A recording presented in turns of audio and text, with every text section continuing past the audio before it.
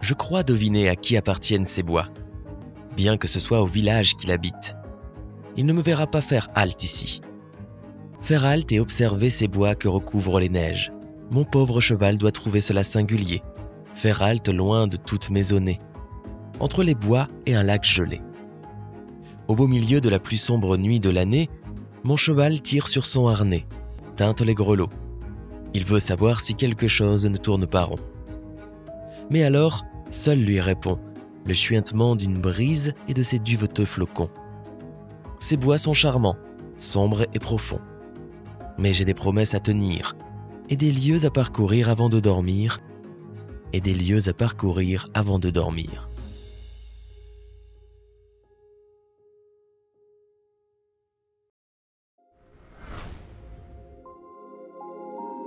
Puisqu'il n'y aura pas de lendemain commun, le ciel qui nous berce ne semblant pas le même, puisque le temps qui coule érode nos chemins, avec peu d'égard pour les graines que l'on sème, puisque j'aurais aimé replonger dans tes yeux, te parler de mon cœur, écouter tes tirades, dormir tout contre toi, se balader à deux, et voir le monde ensemble pour le rendre moins fade, puisque si tu voulais pleinement me revoir, tu saurais proposer une clé à ce puzzle, faire jour là où tu vois encore trop noir et décider d'aller plus loin que sur le seuil.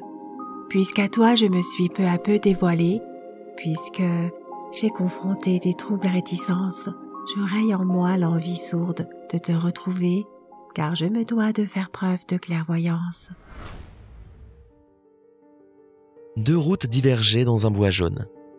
Triste de ne pouvoir les prendre toutes deux, et de n'être qu'un seul voyageur, j'en suivis l'une aussi loin que je pus du regard jusqu'à sa courbe du sous-bois.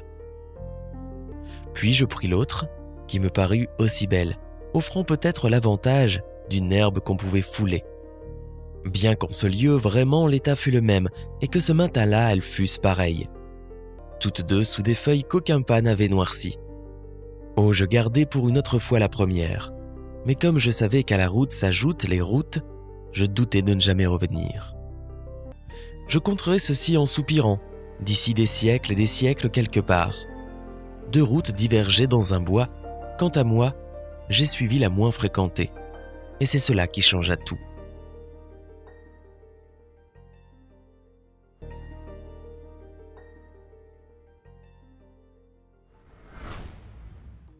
Spectatrice, j'observe la scène de la vie, où des personnages surgissent dans les moments de joie ou de dépit, où le rêve devient illusion et meurt avec mépris, où le mensonge devient vrai et la vérité au fond du puits. Mais qui suis-je dans ce monde plein d'acteurs, où chacun monte sur l'estrade, joue son rôle comme ses prédécesseurs? Qui suis-je quand moi-même j'ai un rôle dans cette scène? J'observe, je souffre, mais j'applaudis tous ces mensonges réels. Que serait le monde s'il n'était pas une fiction? Si ces scènes étaient bien réelles et faites avec passion, je jure devant Dieu que j'assisterai tous les jours. Je serai l'héroïne de la gaieté, de la confiance et de l'amour. J'applaudirai jusqu'à ne plus en pouvoir et j'appellerai les âmes chagrinées pour venir la voir. Mais hélas, la scène de la vie demeure la même. Et je demeure aux premières loges. Avec ou sans mes applaudissements, le rideau s'ouvre et se ferme.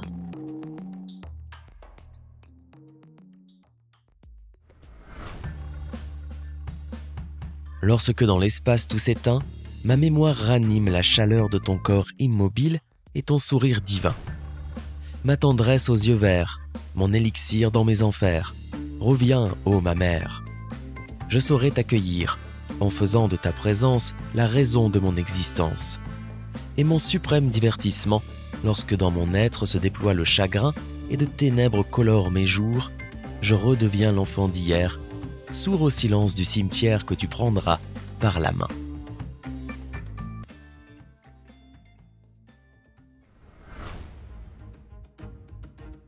Comme un geste ancien, j'ai vu sur le mur s'allonger la treille, et parmi l'azur flotter les abeilles. M'habituai-je cependant à voir la lune pâle et ronde sortir de la courbe du monde, s'élever dans l'air en glissant et s'effacer à l'aurore, plus lente et plus pâle encore?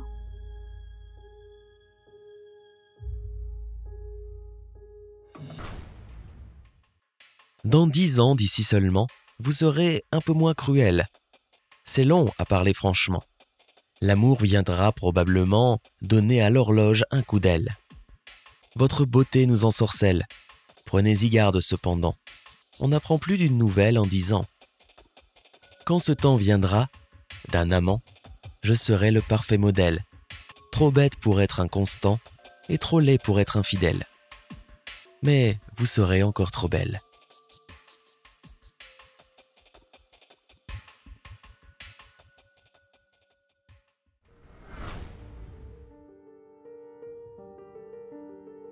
Voici que février revient, plein de promesses. Ça et là, quelques fleurs s'ouvrent hâtivement. Il peut encore neiger, mais le grand froid régresse et l'on perçoit déjà des jours l'allongement. Le printemps apparaît, le rude hiver s'achève. Par les champs, par les prés, dévalent les ruisseaux. Le vieil arbre bourgeonne et se gorge de sève. Bientôt, dans sa ramée, nicheront les moineaux. Un soleil radieux inonde la colline. Au jardin tout prend vie, tout cherche à émouvoir. Et je sens, sous mes pas, tandis que je chemine, la terre qui frémille et palpite d'espoir.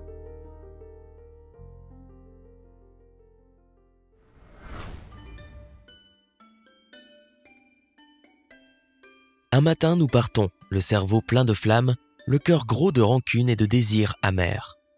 Et nous allons, suivant le rythme de la lame, versant notre infini sur le fini des mers. Mais les vrais voyageurs sont ceux-là seuls qui partent, pour partir cœur léger, semblables au ballon, de leur fatalité jamais ils ne s'écartent. Et sans savoir pourquoi, disent toujours « allons ». Amer savoir, celui qu'on tire du voyage, le monde monotone et petit aujourd'hui, hier, demain, toujours, nous fait voir notre image. Une oasis d'horreur dans un désert d'ennui.